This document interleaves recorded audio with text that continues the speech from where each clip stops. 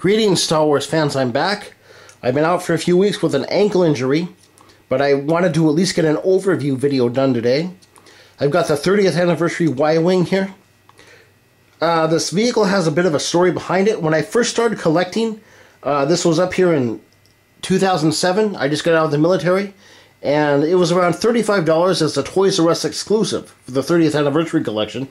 And in the lower 48 it was around 30, but Alaska charges a bit of a markup for shipping. I passed it up. I thought it was, just out of proportion for what it was in the movie and everything. And, back then I didn't know I'd be making YouTube videos about Star Wars and reviews and dioramas and everything. And when I started doing that and collecting more seriously, I found I needed a Y-Wing. I especially needed one for the Home One Hangar Bay diorama, as well as the Scramble at Yavin. To ever redo those, I would need a Y-Wing for the background scene. And I started giving this a second look on eBay, and it's just been whacked out prices. I've seen it up to almost $200 on eBay. I even saw an auction go for $112. Yeah, so I wasn't about to pay that when it was $35 in the store, but I did manage to get one for just over $50, and it arrived here last week. And the box is not in perfect condition, but it is a package 30th anniversary Y-Wing. So I've been debating whether or not to open it. Now I know there's been a Clone Wars Y-Wing, and that's a really good ship, but to put it in scale with my X-Wing and A-Wing and other Rebel fighters, it's way too big, and plus it's from the prequels as well. But they have announced in the Vintage Collection, I'm sure a lot of you have heard of it, they are coming out with this mold again for the Y-Wing, for the Vintage Collection. I've read about that, but I didn't know when it was coming out, how long the Vintage Collection would be. And I also thought it was going to be a generic release. It's going to be a Toys R Us exclusive release. I did a bit of research on this fighter as well. This particular mold has been used since the Kenner era. I've got a picture right here. Excuse the glare off of my laptop. In 1983 it came out. A lot of people think the Y-Wing was released with the X-Wing in 78, but they actually waited for Return of the Jedi to release the Y-Wing.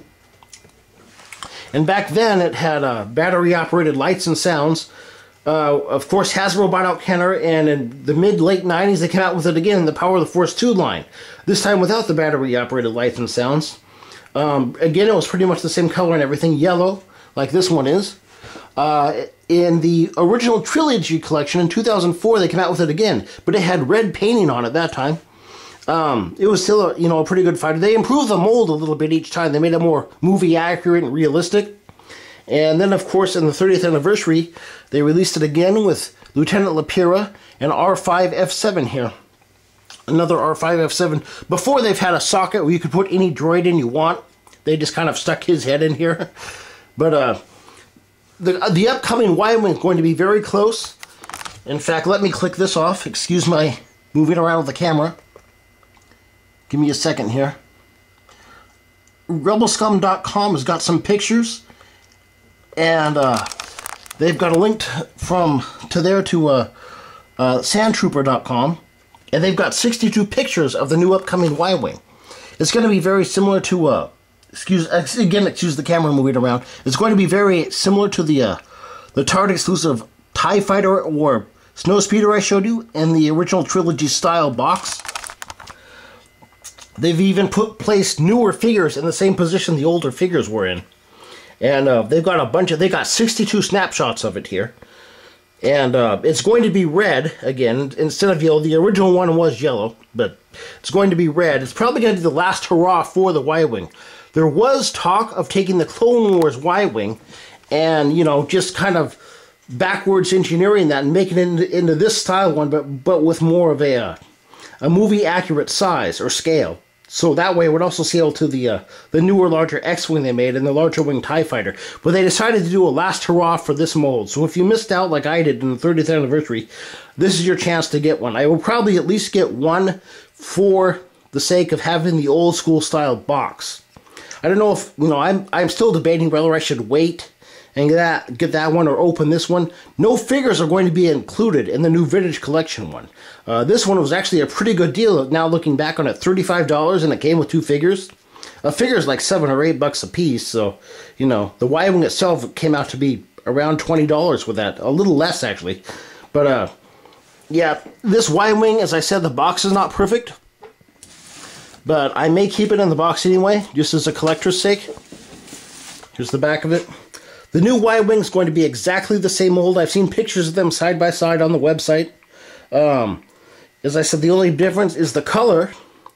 And there might be slight cockpit differences. They might have improved the cockpit a little bit, because I said for each mold they've done a better job.